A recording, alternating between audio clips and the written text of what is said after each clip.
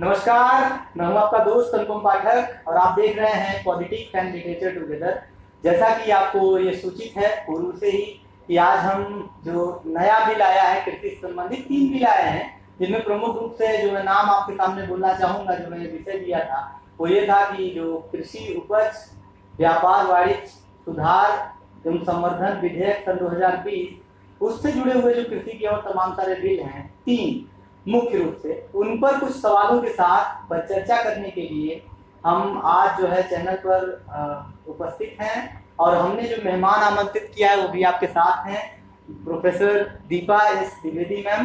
तो हम आपका अपने चैनल पर स्वागत एवं अभिनंदन करते हैं। धन्यवाद अनुपम जी। एक परिचय की औपचारिकता होती है। मैं बार बार ये कहता हूँ कि कुछ ऐसे जो शोधार्थी होते हैं या कुछ ऐसे प्राध्यापक होते हैं या आचार्य होते हैं, उनके बारे में बहुत जल्दी में बहुत कुछ बता पाना संभव नहीं है, लेकिन फिर भी इस औपचारिकता को हम निभाएंगे कि हम थोड़ा कुछ उसके बारे में बताएं कि हमारी जो मैम है उनकी ख्याति क्या है, उपलब्धियां क्या हैं। तो आपने अपनी पीएचडी जो है वो पंडित गोविंद बल्लभ पंत कृषि एवं तकनीकी विश्वविद्यालय पंतनगर, जो भारत का एक प्रतिष्ठित कृषि एवं प्रौद्योगिकी विश्वविद्यालय है, उससे आपने अपनी पीएचडी पूरी की है और आपका काम जो है वो सिंगारे पर है, ये आपने बताया। मुख्य रूप से ऐसे पदों पर आप काम कर रही है क्योंकि विज्ञान विभाग की आचार्य हैं आप बीबीए में, इसलिए जो मुख्य आपका प्रतिपाद्य विषय है वो फलों पर ही आप काम कर रही हैं और ऐसे फलों पर जो उपेक्षित हैं भारतीय समाज में, तो उनको कैसे लाया जा सकता है, कैसे उनको रिवर्स किया जा सकता है, उनकी क्या उपयोगिता है, इस पर आप तमाम सारे रिसर्च कर रही हैं।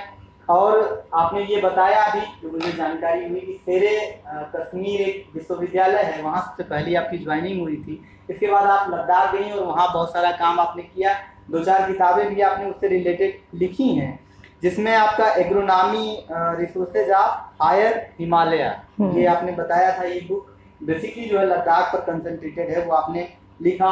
कौशल विकास से जुड़े बहुत सारे प्रोग्राम्स पर आप काम कर रहे हैं, जिनको आपने एग्रीकल्चर से जोड़ने की कोशिश की है, खासकर जो नर्सरी प्रोग्राम्स है उनसे जोड़ने की कोशिश की है, जिनमें आपने किताब भी लिखी है हैंडबुक ऑफ स्किल डेवलपमेंट। इसके अलावा तमाम सारे राष्ट्रीय अंतर्राष्ट्रीय जर्नल्स में आपके शोध प्रकाशित हो चुके हैं, गोष्ठियाँ संगोष्ठियाँ तो आप बहुत कुछ देख भी सकते हैं, मैम के फेसबुक पर भी वीडियो हैं वो भी आप देख सकते हैं, और बहुत सारे पत्र प्रकाशित हैं। तो वो बात मैंने कही कि बहुत कुछ नहीं बताया जा सकता, लेकिन इतना हमने आपके साथ शेयर किया, तो मुझे लगता है कि अब हमें परिचर्चा की ओर मन चलना चाहिए। निश्चित रूप से। तो सबसे पहला सवाल जो आपसे किया जाना है, क्योंकि बहुत डायलमा में है देश के लोग, एक विडंबना है उनके दिमाग में, क्योंकि जब तक आधिकारिक तौर पर कोई ऐसा व्यक्ति जो उसका समझ रखता हो वो इस बात की पुष्टि ना करे कि ये क्या चीज़ है, तो आदमी कंफ्यूजन में रहता है। तो हम अपने दर्शकों के लिए आपसे सवाल पूछते हैं कि आप ये बताएं कि ये जो नया बिल आया है जिसमें कृषि सुधार की बात की जा रही है, सरकार अपना पक्ष रख रही है, सकारात्मक पक्ष रख रही है,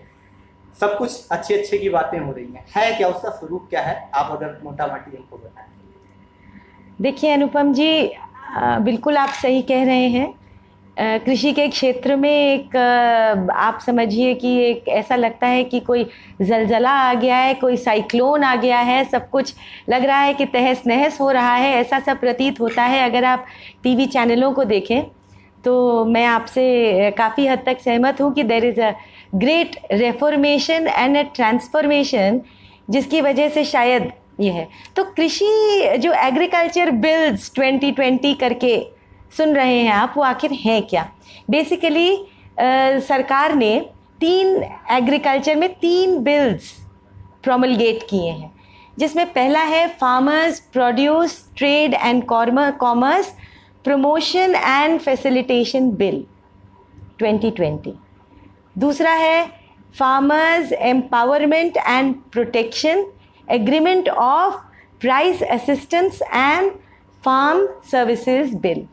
और तीसरा जो है जिसमें वो एक अमेंडमेंट लाए हैं, वो है एसेंशियल कमोडिटीज़ एक्ट का, जिसमें उन्होंने एक अमेंडमेंट पारित किया है।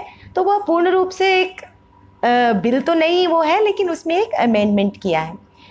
पहला बिल अगर आप देखें तो वह बेसिकली बात करता है फार्मर्स जो कृषि उत्पाद है हमारे किसानों की, जिसको कि वो इतनी मेहनत करके उगाते हैं, उसको मार्केट में ले जाते हैं, फिर उसको बेचते हैं या उसका कुछ भी प्रोड्यूस बनाते हैं, गेहूं से आटा बना दें, चाहे कोई भी ऐसा उत्पाद बनाए, तो उससे संबंधित है कि उसकी मार्केटिंग और उसके वाणिज्य से संबंधित है यह बिल।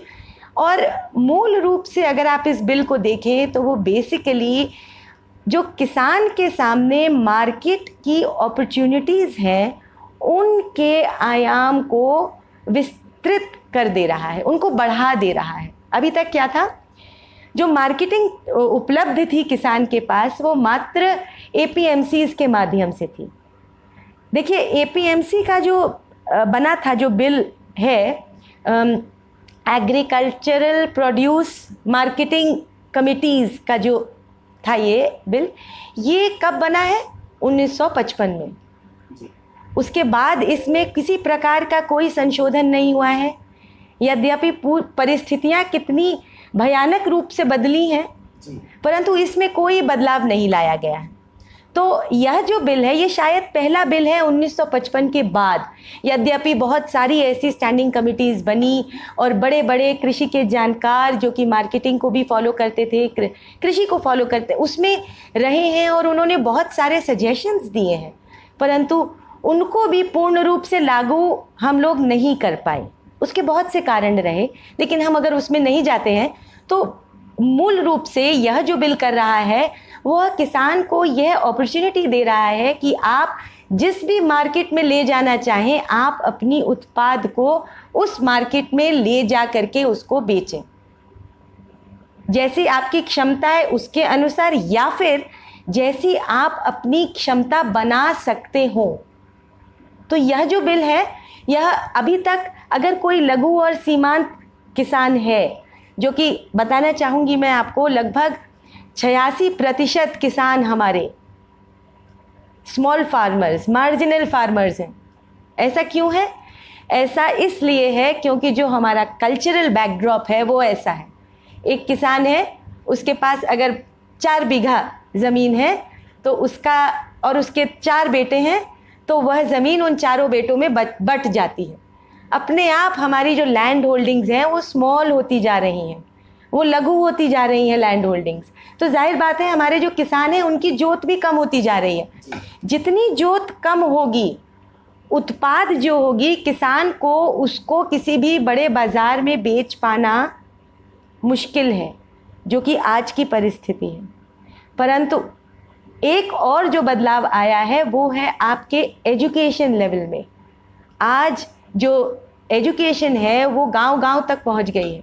दूसरा जो चेंज आया है वो है डिजिटलाइजेशन में। अब कोई भी, अब ग्लोबल मार्केट की बात कर रहे हैं, तो क्या ये ग्लोबल मार्केट शहरों में ही सीमित है? क्या ग्रामीण अंचलों में इन ग्लोबल मार्केटों की चर्चा नहीं होती है? निश्चित रूप से होती है, और वहाँ भी ऐसे लोग पैदा हो गए हैं और ऐसे लोग बन रहे हैं जो कि इन ग्लोबल मार्केट्स की बात जानते हैं और करते हैं। तो अब किसान जो है इन ग्लोबल मार्केट्स में जाना चाहेगा। तो यह जो बिल है ये एक मूल रूप से इसी एक चीज़ को टारगेट कर रहा है कि वह किसान को के आयाम को, के मार्केट के आयाम को बढ़ा दे रहा है। जैसा कि मैंने जितना पढ़ा है इस बिल को और जितना समझा है। दूसरा जो है वो है फार्मर्स एम्पावरमेंट एंड प्रोडक्शन। इसमें बेसिकली कॉन्ट्रैक्ट फार्मिंग का उद्देश्य लेते हुए शायद जो हमारी गवर्नमेंट है उसने यह बिल बनाया है कि कॉन्ट्रैक्ट फार्मिंग की ओर हम अपनी कृषि को लेकर के जाएं। और कॉन्ट्रैक्ट फार्मिंग हम सब जानते हैं कि अगर हमारे किसान को किसानी करने से पहले, बीज बोने से पहले ही कोई भी प्राइस अश्योर्ड हो जाए, इससे अच्छा और क्या हो सकता है? ठीक है, लूप होल्स देखिए हर चीज़ में होंगे, लेकिन अभी जो जिस रूप में ये आया है, जो दिखाई दे रहा है वो ये है। और तीसरा जो है एसेंशियल कमोडिटीज़ एक्ट में जो अमेंडमेंट हुआ है कि अब हम कृषि के उत्पाद को एसेंशियल मान करके नहीं चल रहे हैं। किसान के हाथों में और पैरों में जो बेड़ियां थीं, उन बेड़ियों को अब हम एक हिसाब से हटा रहे हैं कि आप जो उत्पाद कर रहे हैं उसको हम पूर्ण रूप से एक रेगुलेशन के तहत पूरी तरह से रेगुलेट करने का प्रयास करे सरकार, किसी भी एक्सक्यूज़ को लेते हुए। चाहे आप कहें कि वो नेचुरल कैलामिटी आ गई है, चाहे वॉर है, चाहे कुछ भी है, जो भी एसेंशियल कमोडिटीज़ एक्ट में आता है, तो कृषि उत्पादों को उससे हटा दिया गया है।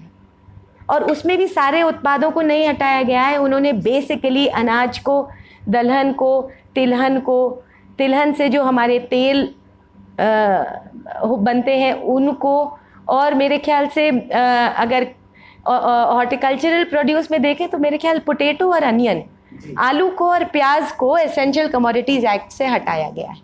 उसमें भी आप देखें, अगर मैं अगर इसको देखूं तो किसान को मोबिलिटी दी गई है, उसको ज़्यादा अधिकार दिए गए हैं। तो कृषि के संदर्भ में देखा जाए, किसान के संदर्भ में देखा जाए, तो जैसे ये बिल्स हैं, जो इनका स्वरूप है, जो इनकी भाषा है, वह किसान को बल ही दे रही है, ऐसा मेरी समझ में आता है इन बिल्स का।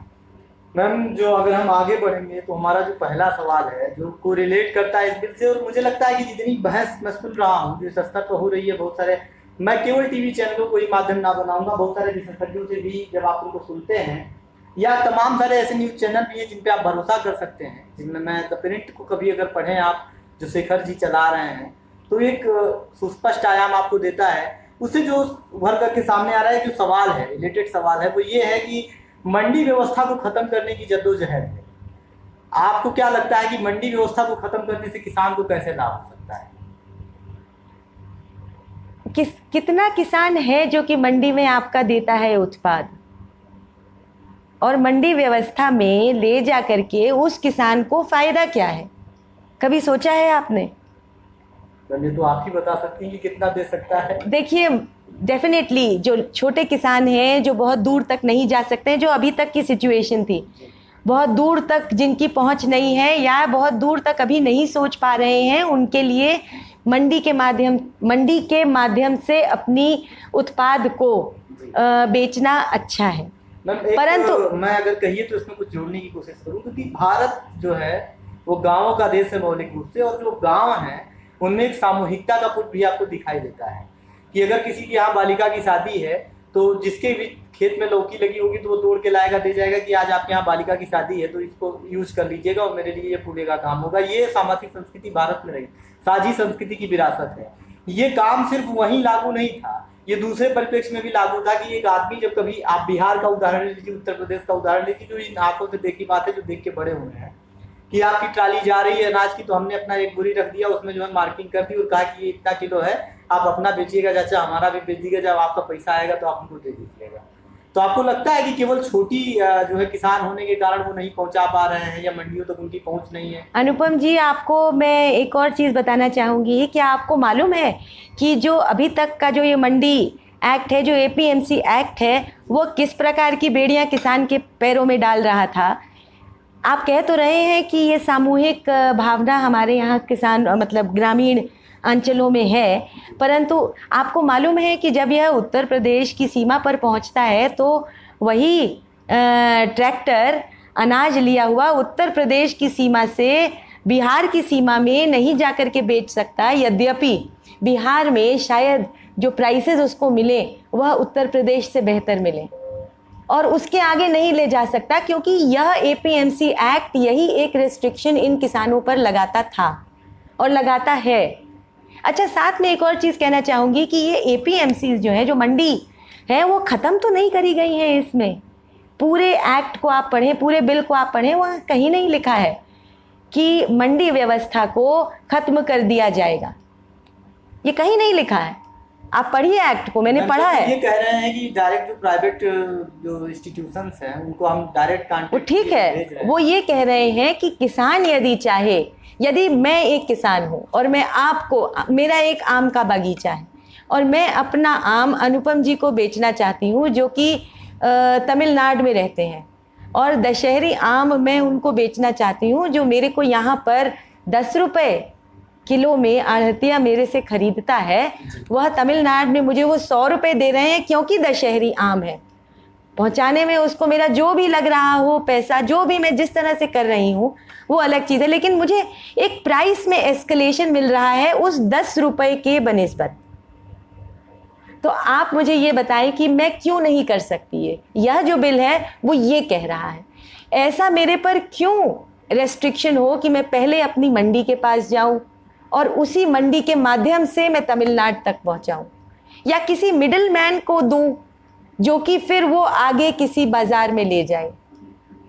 यहाँ पर आप बिल को पढ़िए, उस बिल में लिखा, ये बिल में ये नहीं लिखा है कि एपीएमसी का जो the APMC act of 1955 is here bye revoked, कहीं नहीं लिखा है। उसमें ये लिखा है किसान चाहे तो मंडी में जा करके बेचे, लेकिन अगर किसान को लगता है कि मेरे को यहाँ बेच करके मुझे ज़्यादा फायदा है तो वो वहाँ जा करके भी बेच सकता है। उसी के साथ साथ अगर किसान को ये लगता है कि नहीं, मुझे ज़्यादा आसानी है मंडी में ले जा करके अपने उत्पाद को बेचने की और मुझे वहाँ पर जो भी मूल्य मिल रहा है वो मेरे को सेटिस्फाई करता है, तो वो मंडी में जा करके बेच सकता है। देखिए, मैं जब से कृषि पढ़ा रही हूँ, चाहे वो हॉर्टिकल्चर पढ़ा रही हूँ, चाहे वो अपने समय में मैंने पढ़ा भी, जो सबसे बड़ी परेशानी कृषि में बताई गई है जिसकी वजह से एक कृषक आगे नहीं बढ़ पाया है, वह है मिडलमैन की, आढ़तियों की। तो ये जो पहला फैसिलिटेशन बिल है वो यही कर रहा है कि बीच में से इन आढ़तियों को हटा रहा है। मेरी समझ में ये नहीं आ पाता कि एक किसान के लिए कैसे खराब हो सकता है अगर बीच के आढ़तिये हट जाएं, अगर दो भी आढ़तिये हट जाएं। जी, आप समझ रहे हैं? ले चलूंगा जी, जो मेरा अपना अध्ययन है, मैंने जो देखा अभी पढ़ा, इससे पहले एक और चीज़ बताऊंगी। मैं लेह लद्दाख में भी रही हूँ, मैंने आपको बताया। हाल ही में मेरे को यह अपॉर्चुनिटी मिली कि मैं अरुणाचल प्रदेश का तवांग जो है वहाँ पर घूम कर आऊँ। तो मैंने देखा जून जुलाई के महीने में बंद गोभी किसान उगा रहा था और वहाँ से तैयार बंद गोभी मैंने बोरों में पैक होते हुए, योग दिवस के उपलक्ष्य में तवांग जाना हुआ था किसी उस पर, तो अब मैंने देखा, उस मतलब मैं जून की बात बता रही हूँ, 21 जून टू बी वेरी एग्जैक्ट, गोभी, बंद गोभी बढ़िया सी पैक हो करके, और वह किसान भेज रहा था पूरे ट्रक भर के उस एरिया से, और ट्रक जा रहा था तो असम होते हुए फिर धीरे धीरे। अब ये जो किसान हैं उनको किसी भी तरीके से बाहर के बाज़ारों के विषय में कोई ज्ञान नहीं है, वो डिपेंडेंट हैं उस एक आढ़तिये पे जो कि आ करके उनके यहाँ से ले जा रहा है। परंतु आज युग बदल गया है, आज डिजिटलाइजेशन का युग है। आज अगर मैं चाहूँ तो मैं रिलायंस फ्रेश से सीधा अपने लैपटॉप पर बैठ करके और बात कर सकती हूँ कि मैं अरुणाचल प्रदेश में हूँ, मैं दूर हूँ। अगर इस प्रक्रिया को फॉलो करते हुए अगर मैं दो भी मिडलमैन बीच में से हटा देती हूँ, तो आप मुझे बताएं कि उन दो मिडलमैन को जो पैसा मिल रहा है अगर वो एक किसान को मिल जाएगा तो उसके लिए बेहतर है कि खराब है? इतना सा मेरा सवाल है। मेरी जो समझ में आया है वो यह बिल एक किसान को सक्षम बना रहा है कि वह अपने आप को टेक सेवी बनाए, आज के युग के संग वह भी चले और अपने उत्पाद को जो मूल्य अभी उसे मिल रहा है उससे कुछ बेहतर मूल्य पर तो बेच ही पाए, और साथ ही साथ जो मूल्य उसे मिल रहा है वह भी इन लोगों ने इस बिल में सुरक्षित रखा है, क्योंकि जो मंडी का सिस्टम है उसको किसी रूप में ख़त्म नहीं किया गया है, उसको किसी रूप में मॉडिफाई तक नहीं किया गया है, परंतु उसको भी सिर्फ एक कस्टमर के रूप में बना करके इस बिल ने छोड़ दिया। कहाँ गलत है ये? किसान को नंबर ऑफ कस्टमर्स बढ़ा दिए हैं, कैसे खराब हो सकता है? कहने का मतलब है कि आप ये कह रही हैं कि ये बिल जो है वो मंडी व्यवस्था को खत्म नहीं कर रहा है, उसे बनाए रखेगा। मैं नहीं कह रही हूँ, यह बिल खुद कह रहा है। आप पढ़िए ना इस बिल को। इस बिल में कहीं आपने भी जरूर पढ़ा होगा, कहीं आपने पढ़ा जी को रिलेट मैं करना चाहूंगा। ये जो बात आपने कही कि हम जो है इसको जो बिचौलिए की बात है, मैं बिहार का एक वाकया मुझे याद आता है। सन 2006 में वहाँ से बाजार समितियों को समाप्त किया गया। से पहले जो व्यवस्था होती थी कि किसान लेकर के आते थे, बाजार समितियों में अपने अनाजों को बेचते थे, और उसमें 15-20 दिन के बाद जो बिचौलिया जिससे वो जुड़े हुए हैं वो आके उनको बोल देता था कि आइए आप अपना पैसा ले जाइए, और वो खुश थे, जो किसान हैं वो खुश थे उसको लेकर के। लेकिन अभी 2006 में उसमें परिवर्तन किया गया। आज 14 साल हुए, बिहार में जो है किसानों की स्थिति नहीं बदली। नहीं, तो आपका कहने का मतलब ये है कि मंडी व्यवस्था को हटा देने की वजह से नहीं बदली? नहीं, अगर बदलाव करना चाह रही है सरकार, ये कह रही है कि मैं ये सब खत्म कर दूंगी, और मैं जो है ये कॉन्टेक्चुअल बेसिस जो बिचौलिए खत्म हो जाएंगे तो डायरेक्ट किसान जो है पार्टिसिपेट कर पाएगा, मार्केट में कम्पीट कर पाएगा, वहाँ क्यों बदलाव नहीं? देखिए 2000 आप 2006 की बात कर रहे हैं, आप बिहार जैसे एक राज्य की बात कर रहे हैं जहां हम जानते हैं कि जो किसान है वहाँ बहुत गरीबी है उस एक पर्टिकुलर सेक्टर में, और वहाँ का किसान जो है शायद अभी, और 2006 में जो परिस्थितियाँ थीं और जो एनवायरनमेंट था ग्लोबल, वो नहीं है जो आज की डेट में एग्जिस्ट करता है, पहली चीज़। दूसरी चीज़ यह है कि उस समय भी वह किसान जब बेच रहा था तो भी वह आढ़तियों के माध्यम से ही बेच रहा था, अभी भी वो उन आढ़तियों पर निर्भर था। आप बात समझ रहे हैं? और वह आढ़ती चाहे तो वो मंडी के माध्यम से बेचें और चाहे तो किसी भी दूसरे माध्यम से बेचें। और जहाँ तक मेरी नॉलेज जाती है, मेरे ख्याल से बिहार और पंजाब दो ऐसे राज्य हैं जहाँ पर मंडी के ही माध्यम से, मतलब सबसे सक्रिय है एपीएमसी। अभी तो बिहार में नहीं है। हाँ, बिहार में 2006 में समाप्त हो गया था, किया गया था। 14 साल हो गए, अभी तो वहाँ किसान स्ट्रगल कर रहा है इस चीज को लेकर के। जो दूसरा सवाल है जो महत्वपूर्ण है, मुझे लगता है सबसे ज्यादा महत्वपूर्ण है, सभी दर्शकों के दिमाग में ये जरूर होगा कि भंडारण की बात जब की जाती है, हम सब ये जानते हैं कि जो ग्रामीण स्तर है वहाँ पर अभी तक ऐसी कोई सुविधाएं उपलब्ध नहीं है, किसान अपने अनाज को कैसे भंडारित करे। और मेरे दौरान जब मैं कृषि का अध्ययन कर रहा था तो तमाम सारे इसी बात पर फोकस करते थे जो हमारे शिक्षक थे। मैं फसल सुरक्षा का छात्र रहा और तब ये फोकस किया जाता था कि जो अनाज सड़ जाता है, खराब हो जाता है, घुन जाता है, उनकी अगर स्टोरेज की बढ़िया व्यवस्था हो तो कम से कम भारत में कृषि उत्पादन को सुरक्षित बनाया जा सकता है और जो अनाज की कमी से पूरा किया जा सकता है। हम उससे जद्दोजहद करते रहे। अब ये नया स्टोरेज की बात की जा रही है कि जो इंडिविजुअल है, कोई भी, जब भी हम इंडिविजुअल की बात करते हैं तो स्टोरेज की क्षमता उसी के पास है जो पैसे वाला है, खरीद के वो स्टोर कर सकता है। अभी सरकार ने कहा कि जब आप स्टोर कर रहे हैं तो आपके ऊपर कोई प्रतिबंध नहीं है, हम आपको चेकआउट भी नहीं करेंगे, जितना मन हो आप स्टोर कीजिए।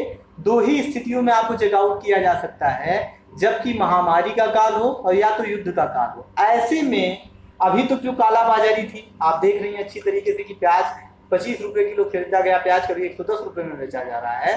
तो जब आप अनाज के क्षेत्र में और तमाम जगह पर इस तरह का स्थिति ला करके रख देंगे तो कालाबाजारी का स्तर क्या होगा? चेकआउट ही नहीं है, ला ही नहीं है, कानून ही नहीं है, कोई चेक नहीं कर सकता। आप जो सोच के चल रहे हैं, आप ये सोच रहे हैं कि कुछ ही पर्टिकुलर एजेंसीज होंगी जो कि किसान से उसकी उत्पाद खरीदेंगी, चाहे वो प्याज है, चाहे आलू है, चाहे कुछ है ना, और अनाज खरीदेंगे। परंतु जैसा मैं समझ पाई हूँ, यह बिल यही तो प्रयास कर रहा है कि इतने ज़्यादा कस्टमर्स, इतने ज़्यादा प्लेयर्स मार्केट में ले आएगा जो कि किसान से खरीद सकते हैं और जिनको किसान बेच सकता है, कि किसी भी एक एजेंसी को प्रभुत्व नहीं मिल पाएगा कृषि उत्पाद पर। आप बात समझें, इस बिल का प्रयास ये है, इस बात को मैं ज़रूर मानूंगी कि इस बिल के साथ साथ शायद सरकार को वो एनवायरनमेंट भी डेवलप करना पड़ेगा कि जो मार्केट है वो और खुले और ज़्यादा प्लेयर्स उसमें आए, चाहे वो मीडियम उसके हों, चाहे वो लार्ज स्केल, जो आप कह रहे हैं कि जो सक्षम होते हैं वो प्लेयर्स हों। परंतु बेसिकली जब नंबर ऑफ कस्टमर्स आपके बढ़ जाएंगे तो किसान ज़रूरी नहीं है कि किसी एक को ही अपना उत्पाद देगा। आप ये समझने की कोशिश करें। ये मैं मानती हूँ कि आपको इस बिल के साथ साथ आपको इंफ्रास्ट्रक्चर और अपॉर्चुनिटीज़ किसान के भी सामने और इंडस्ट्री के सामने भी बढ़ानी पड़ेंगी। कहने का मतलब है आप ये बोल रही हैं कि ऐसे स्ट्रक्चर्स डेवलप किए जाएं या नए कानूनों का निर्माण करने की, नए कानूनों का भी, ताकि रेगुलेट किया जा सके। जो कॉन्ट्रैक्ट फार्मिंग वाला बिल है, अगर आप देखें तो शायद वह एक प्रयास इसी चीज की तरफ है कि भंडारण हम लोग न होने दें। क्योंकि अगर एक पर्टिकुलर एरिया, जैसे फर्रुखाबाद एरिया में आप समझें आलू बढ़िया होता है, उस पूरी बेल्ट में बढ़िया आलू होता है, ठीक है ना। किसानों के पास, जाहिर बात है कि कोई भी एक बड़ी कंपनी आएगी तो किसी एक किसान के पास तो आएगी नहीं, ठीक बात है ना। तो उस पूरे क्षेत्र के किसानों को वो जोड़ने का प्रयास करेगी, और फिर यह सारे किसान अगर एजुकेट होते हैं या उनके सामने ऐसी अपॉर्चुनिटीज़ दी जाती हैं कि वो कोऑपरेटिव फार्मिंग की तरफ बढ़ें, सामूहिक जो आप कह रहे थे बात, उस प्रकार की कृषि की तरफ बढ़ते हैं, तो आप पाएंगे कि वह इन कॉन्ट्रैक्ट्स को सहज रूप से अपने उत्पाद के लिए ले सकते हैं, और फिर एक बेटर डील कस्टमर्स के संग कर सकते हैं। उनके लिए ये ज़रूरी नहीं है कि फिर एक ही पर्टिकुलर कस्टमर पर उनका फोकस रहेगा या पूरे भारतवर्ष में एक ही कस्टमर आएगा या कुछ ऐसी एजेंसीज होंगी। ऐसा मेरा मानना है कि ऐसा नहीं हो सकता, ऐसा प्रैक्टिकली फीजिबल नहीं है। मैम, बात जो है, जो कहने का तात्पर्य है कि सरकार जो पूरी बात कर रही होती है, क्योंकि सरकार हमेशा अपना सकारात्मक पक्ष रखती है, तो सरकार ये कह रही है, जो मैं सुन रहा हूँ, चाहे वो प्रधानमंत्री जी हो, चाहे वो कृषि मंत्री जी हो, सबके सब ये बोल रहे हैं। विपक्ष जो बोल रहा है नकारात्मक बोल रहा है, सरकार जो बोल रही है सकारात्मक बोल रही है उस बिल के संदर्भ में। और जो मैं देख रहा हूँ, मैं एकदम इन दोनों के बीच में तटस्थ हूँ, और मैं ये देख पा रहा हूँ एक नागरिक होने के नाते कि 1947 से लेकर के अभी तक अगर हम अध्ययन करें तो हमको ये पता चलता है कि जो भारत का किसान है उसकी आय में अगर तब 1 रुपये उसकी आय थी तो अभी वो 21 हो गई। जो सरकारी कर्मचारी उसकी आय में तब 1 रुपये अगर थी तो अब 180 हो गई। जो शिक्षक है उसकी आय में 1 से जो है वो 210 पहुंच गया। किसान 21 पे अटका हुआ है। सरकार ये कह रही है कि हम जो है वो बढ़ाना चाहते हैं, उसका जो है वृद्धि करना चाहते हैं, दुगनी कर देंगे आय, एमएसपी, लेकिन वो लाना नहीं चाह रही है। नहीं, एमएसपी हटा कहाँ है? प्राइस को मैंने भी सुना है, मैंने भी जो आप चर्चा कह रहे हैं मैंने भी हर जगह यही सुना है, और यही है कि मिनिमम सपोर्ट प्राइस हटा दिया गया है।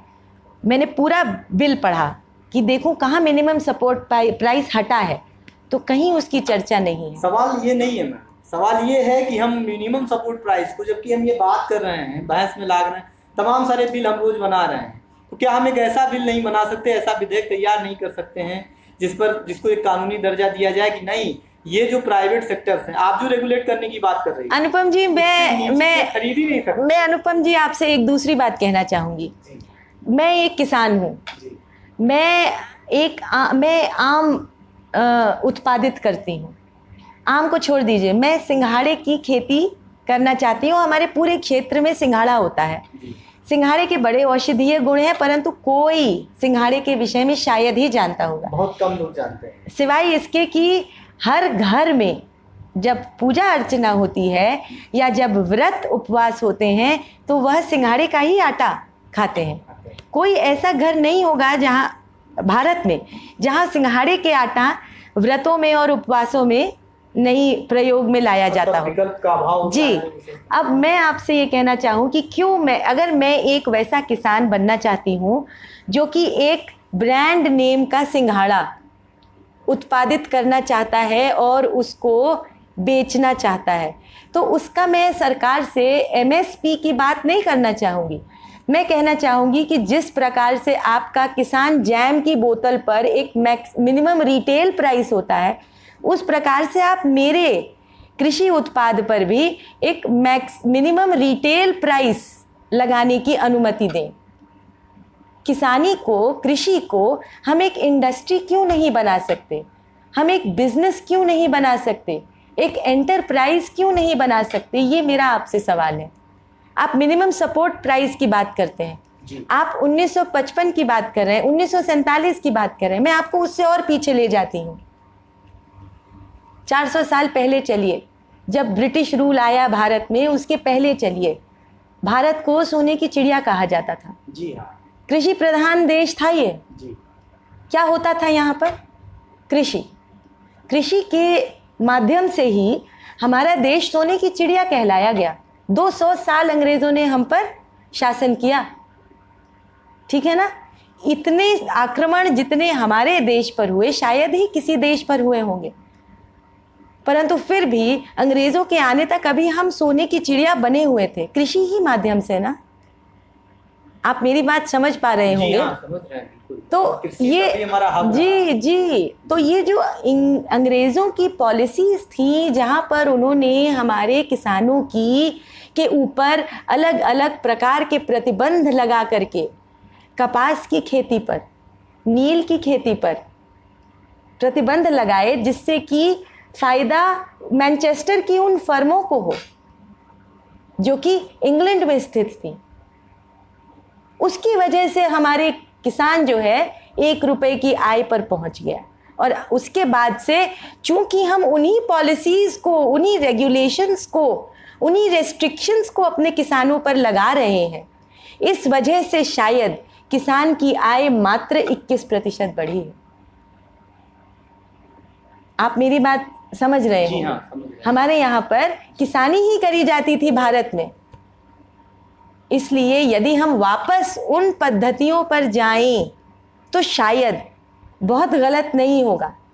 मैं एक साइंटिस्ट हूँ। ग्रीन रेवोल्यूशन हमारे यहाँ देश में आया और उसका बहुत ही प्रभाव पड़ा, क्योंकि जो हमारे लोग थे उनको एटलीस्ट फूड सिक्योरिटी हुई ना, भरपेट खाना मिलने लगा। उसके पहले भरपेट खाने को नहीं हो पाता था। किस वजह से? कुछ हमारी कृषि पॉलिसीज़ में प्रॉब्लम थी ना। आप मानेंगे इस बात को ना?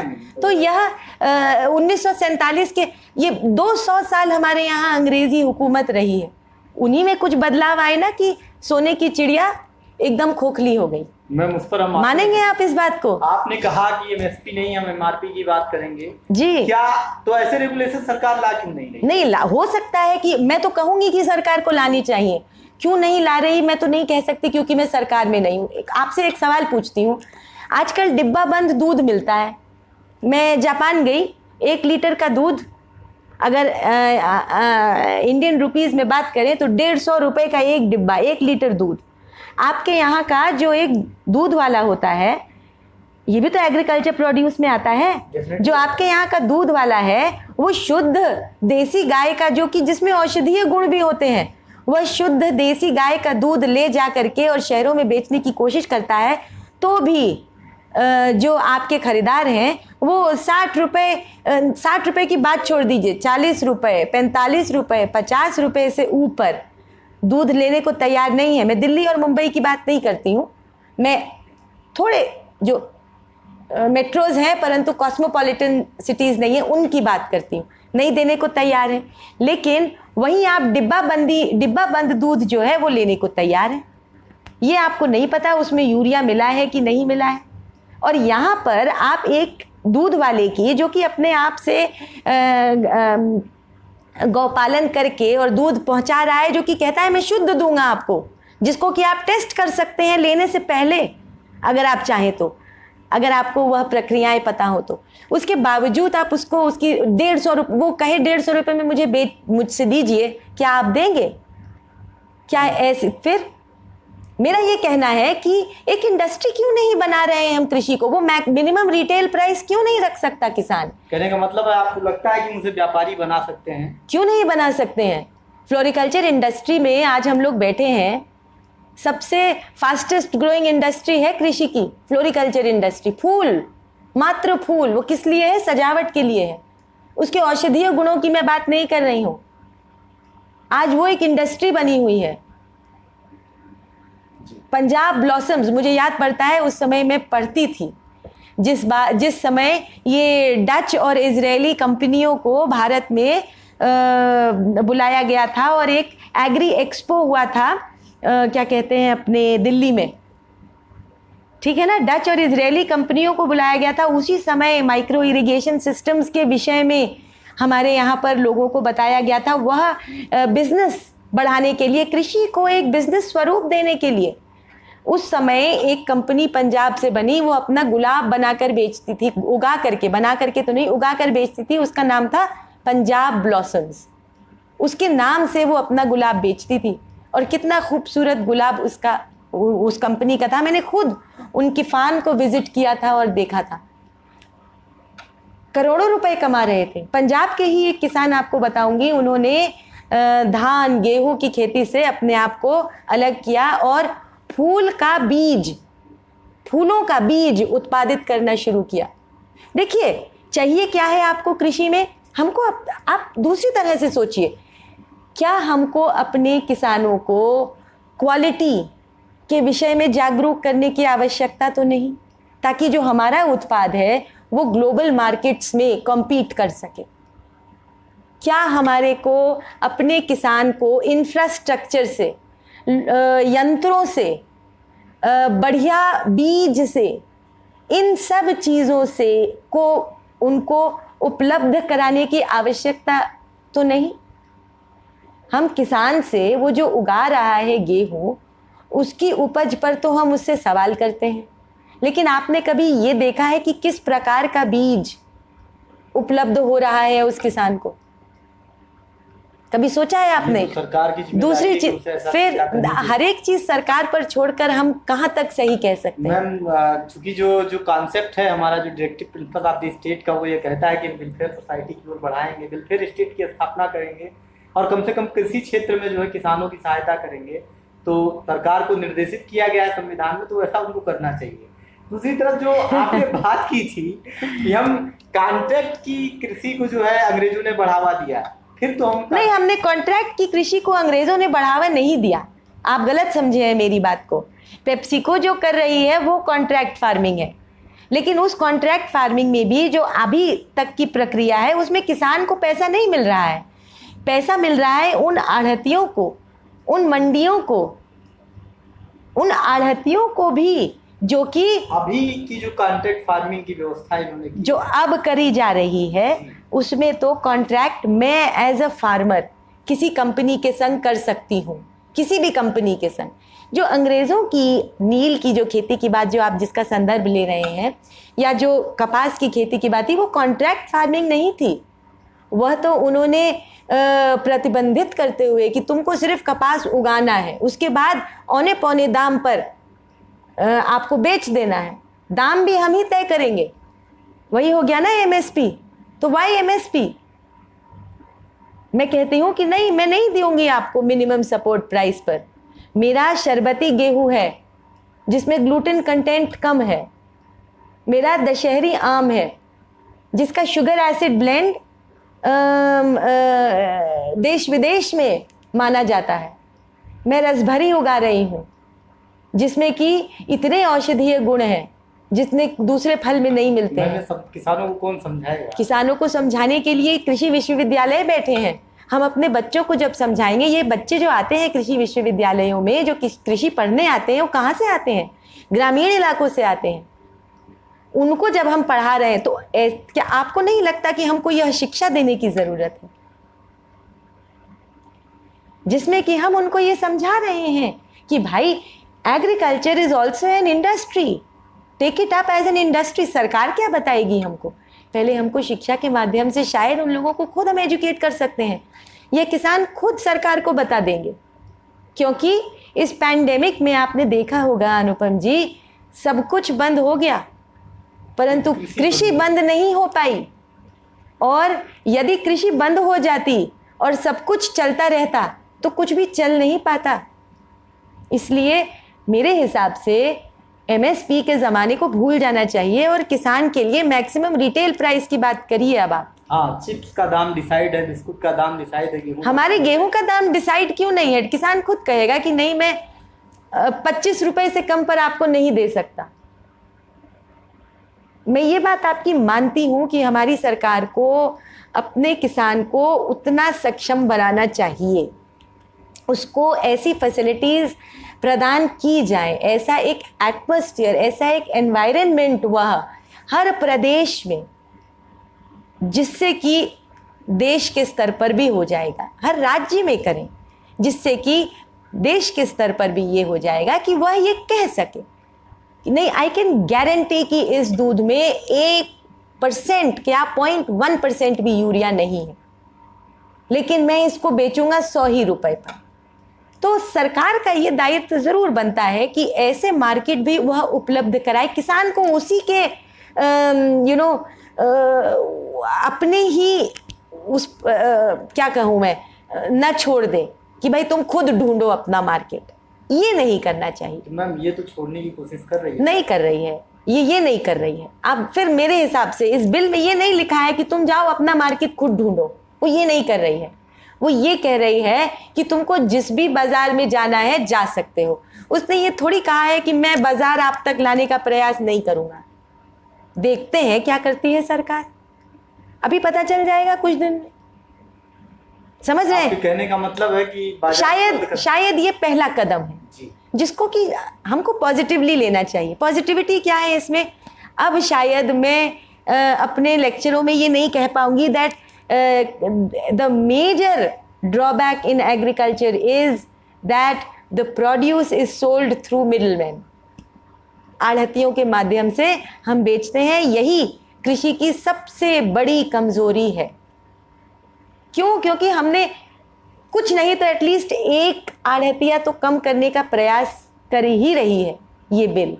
सरकार छोड़ दीजिए, कोई भी सरकार आकर के इस बिल को बनाए, स्वागत है अगर हम आढ़तिया कम कर सकें। देखिए बेंगलोर में एक आप कहते हैं ना मॉडर्नाइजेशन, आप एम्स्टरडैम के फ्लोरिकल्चर मार्केट में जाइए, उसमें आपको हर मिनट का अलग अलग फूलों का हर समय का आपको मूल्य पता चलता रहता है।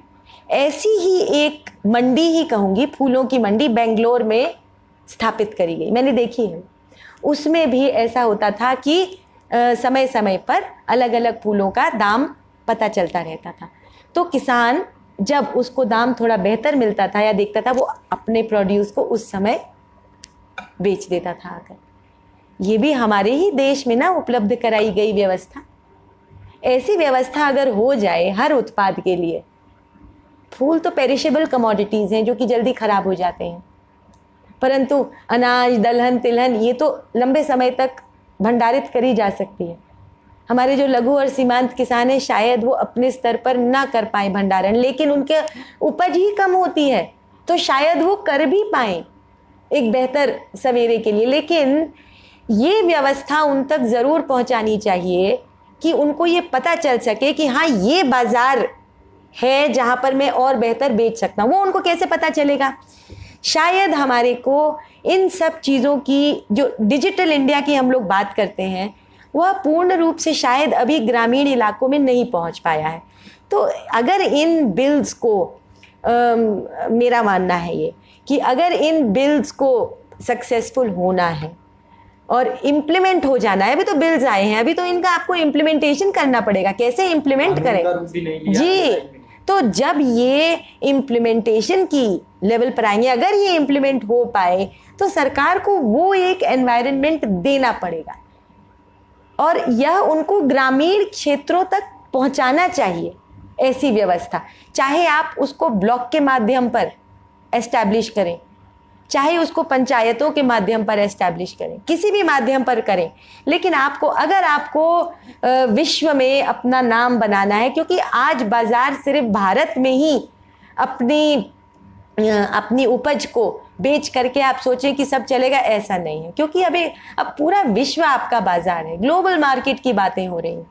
और सच रूप में देखिए तो जब सिल्क रूट था तो भारत तो पहले से मध्य एशिया तक हम व्यापार करते थे, कृषि का ही व्यापार करते थे ना, तो हम कृषि को व्यापार क्यों नहीं मान सकते, मैं आपसे पूछूंगी। नहीं, मैं ये कहता हूँ कि जो अभी जो दर्शक हैं हमारे, जो हमें सुन रहे हैं, क्योंकि इस चर्चा का कोई अंत नहीं है, इसलिए अंत नहीं, एक निवेदन मैं आपसे अभी भी कर ले रहा हूँ इसी समय, इसको अंत करने से पहले ही ये कर ले रहा हूँ निवेदन कि अभी बहुत सारे सवाल आने बाकी हैं, क्योंकि बहुत सारे लोगों ने अभी कहा मैं सवाल आमंत्रित करता था अपने हर लेक्चर सीरीज के लिए जी, लेकिन इस बार मैंने सवाल ओपन फ्लोर पे आमंत्रित नहीं किया था, क्योंकि बहुत कुछ कसमकस है, बहुत बिल में क्लियरिटी नहीं है, अभी शायद बहुत जल्दी है। देखिए 17 सितंबर को तो 14 सितंबर को ये बिल लाया गया, प्रपोज हुआ, और मेरे ख्याल अभी कितना मुश्किल से 27 सितंबर को हम बात कर रहे हैं। बहुत सारे लोगों के सवाल हैं, मुझे लगता है कि वो वीडियो में अभी जो है जब मैं इसको डालता हूँ यूट्यूब पर पहुंचेगा हमारे चैनल पर,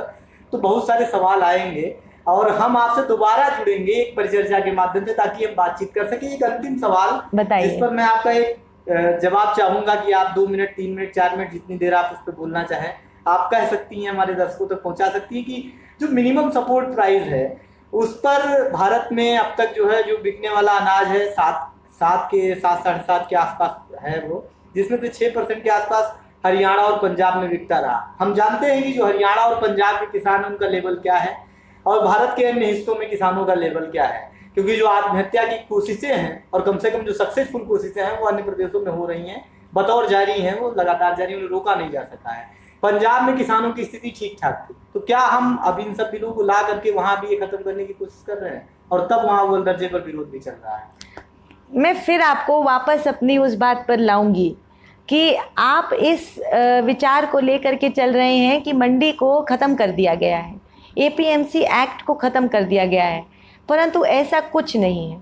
अगर पंजाब और हरियाणा एपीएमसी एक्ट के माध्यम से फल फूल रहे हैं, जैसा कि आप कह रहे हैं, जैसा कि संभवतः सही भी है, तो वो उसी को फॉलो करें।